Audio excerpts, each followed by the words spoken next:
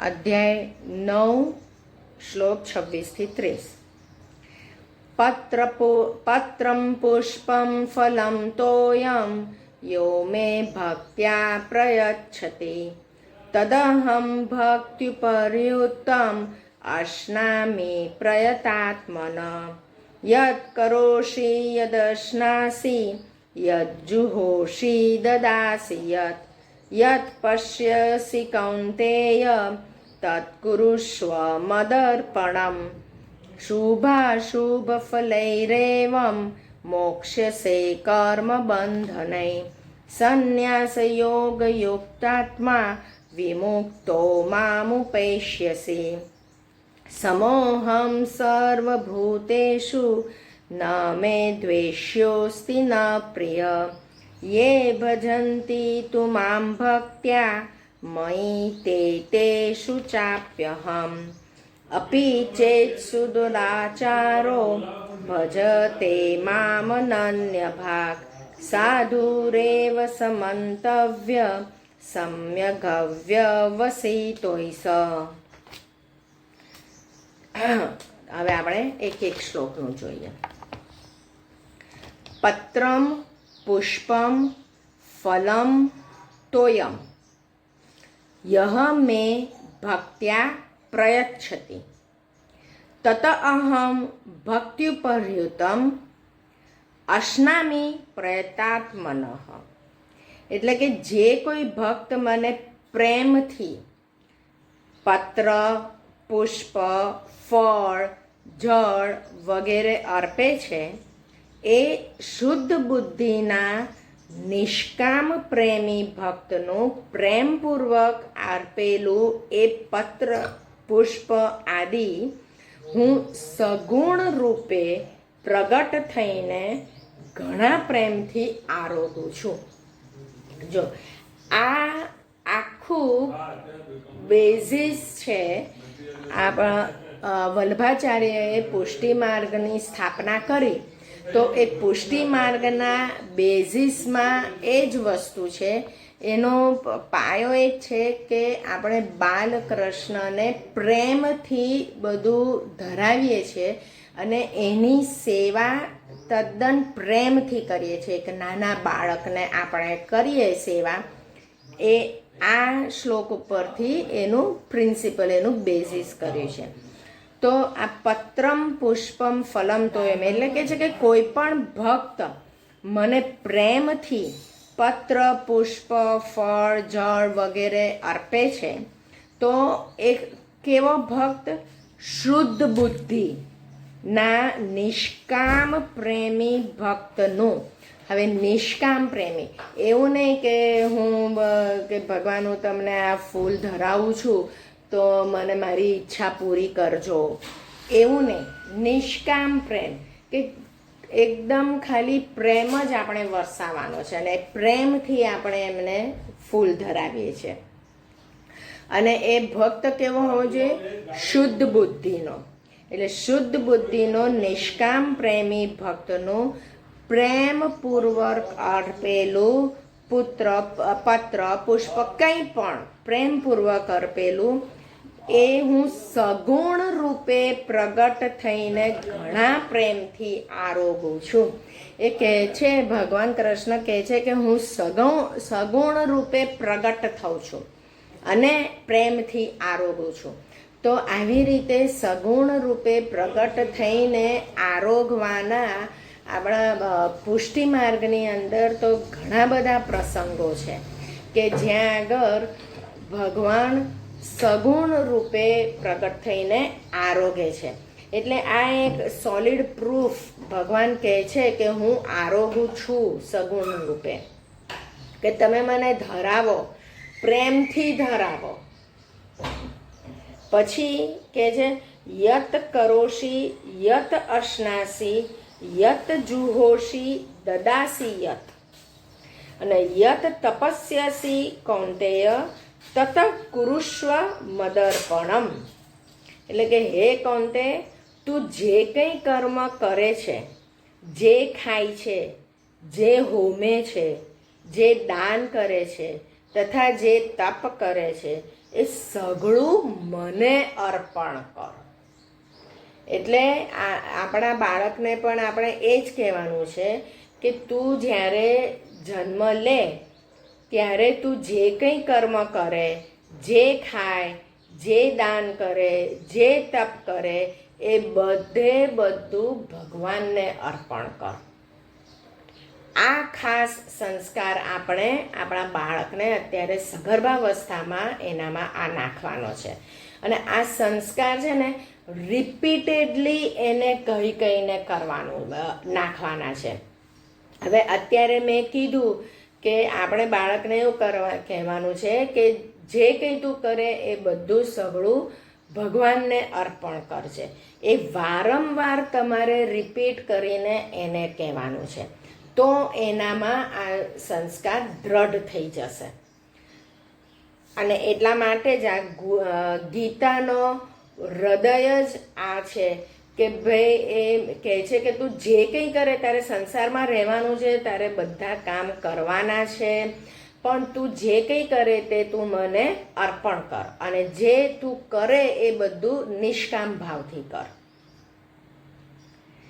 પછી કહે છે કે શુભાશુભ ફલૈહિ એવં મોક્ષ્યસે કર્મ બંધનૈ સંન્યાસ યોગ યુક્તાત્મા વિમુક્ત મામ ઉપૈષ્યસી.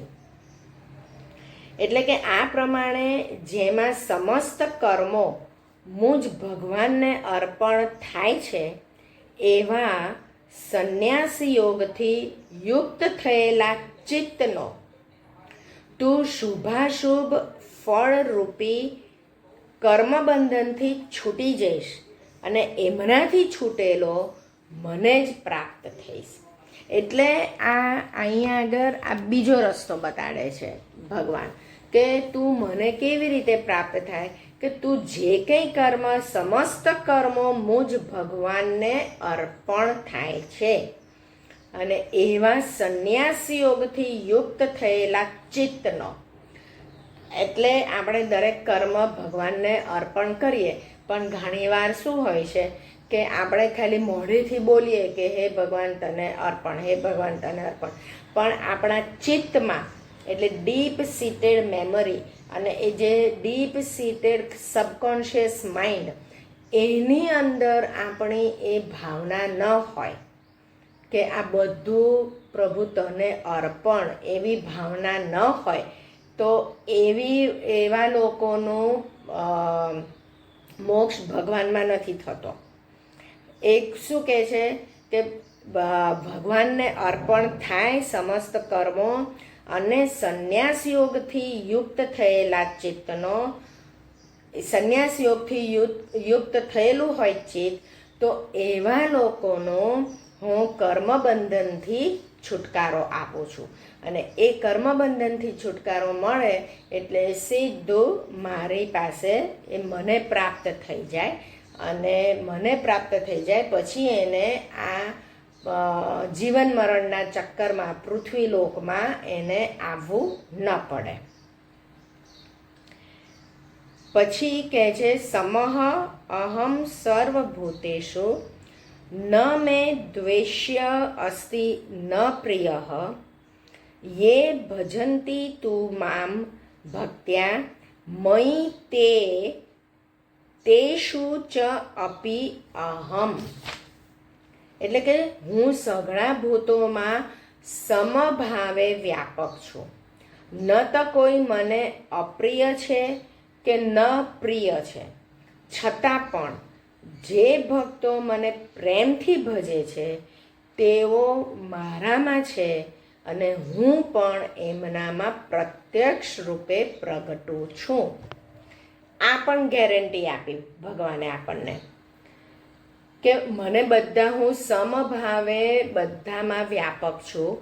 કોઈ મને પ્રિય છે, વધારે પ્રિય છે ને કોઈ ઓછું પ્રિય છે એવું પણ નથી. પણ કે જે ભક્તો મને પ્રેમથી ભજે છે તેઓ મારામાં છે અને હું પણ એમનામાં પ્રત્યક્ષ રૂપે પ્રગટ છું.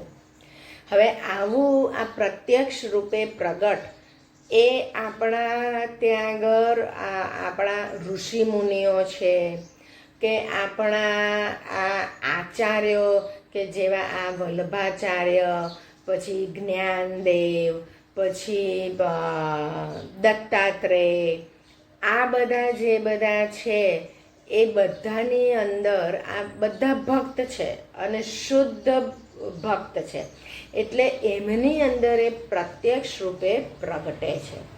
આ જે ભગવાન અહીંયા ગેરંટી આપે છે એટલે એની અંદર કહે છે કે હું પ્રત્યક્ષ રૂપે પ્રગટું છું, એટલે એમાં કોઈ શંકા નથી. પછી અપી ચેત સુદુરાચાર ભજતે મામ અનન્ય ભાક સાધુ એવ સહ મંતવ્ય સમ્યક વ્યવસિત હિ સહ.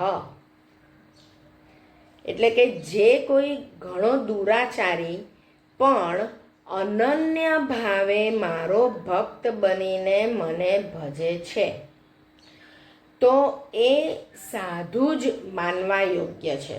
જો દુરાચારી છે, પોતાનું આચરણ સારું નથી, પણ અનન્ય ભાવે મારો ભક્ત બનીને મને ભજે છે તો એ સાધુ જ માનવા યોગ્ય છે. કેમ કે એ ખરો નિશ્ચય કરનારો છે, એટલે કે એણે દ્રઢતાથી નિશ્ચય કરી લીધો છે કે પરમેશ્વરના ભજન જેવું બીજું કશું એ નથી. બરાબર. આનો બી સોલિડ એક્ઝામ્પલ શું? વાલ્મીકી એ લૂંટારૂ હતો, બરાબર, દુરાચારી હતો, પણ એક દિવસ રાત્રે બીલીના ઝાડ ઉપર બેસીને એણે બીલીપત્ર નાખે રાખ્યું એક તોડીને, અને એ શ્રદ્ધાથી, એમ નહીં કે ખાલી એમ જ નાખી દીધું, પણ એને ખબર નહોતી કે નીચે શિવલિંગ છે, પણ એણે એક ભગવાનની એવી શ્રદ્ધાથી એક પત્ર નાખ્યું તો એને ભગવાન પ્રસન્ન થયા. પછી બીજો, એટલે આ તો શિવરાત્રિની વાર્તા છે. બીજા વાલ્મીકી કે જે લૂંટારૂ હતો, જંગલમાં જે મળે તેને લૂંટી દેતા હતા. એક વખત નારદજી આવ્યા અને નારદજીએ પછી એને કીધું કે તું આ કામ કરે છે, પણ તું તારા ઘરવાળાને જેને પૂછ્યા કે ભાઈ મારા પાપમાં તમે ભાગીદાર બનશો, હું તમારા માટે આ કરું છું, તો ઘરવાળા કોઈ તૈયાર ના થયા. અને પછી એ આવ્યો નારદજી પાસે અને ક્ષમા માંગવા માંડ્યો કે હું એમના ખાવા પીવાના એના માટે થઈને હું આ પાપ કરું છું, લોકોને લૂંટું છું એમના માટે, અને એ લોકો તો કોઈ મારા પાપમાં ભાગીદાર થવા માટે તૈયાર નથી. તો આ દુરાચારી હતો, પણ એને જેવો સાક્ષાત્કાર અને નારદજીએ કીધું એટલે એવું તરત જ એ માની ગયો અને આખું એનું પરિવર્તન થઈ ગયું. અને પરિવર્તન થઈને પછી એમણે આખી આ મોટી રામાયણ લખી. એટલે કે દુરાચારી ભલે પણ હોય, હવે જ્યારે એ અનન્ય ભક્ત બની જાય ને ત્યારે પછી એ દુરાચારી ન રહે, પછી એનો એ દુરાચાર જતો રહે. એટલે કહે છે કે પહેલાં ભલે દુરાચારી હોય પણ એ અનન્ય ભાવે મારો ભક્ત બનીને મને ભજે તો એ સાધુ જ માનવા યોગ્ય છે. કેમ કે એ ખરો નિશ્ચય કરનારો છે, દ્રઢથી નિશ્ચય કરીને કે મારે ભગવાનના ભજન જેવું બીજું કશું એ નથી.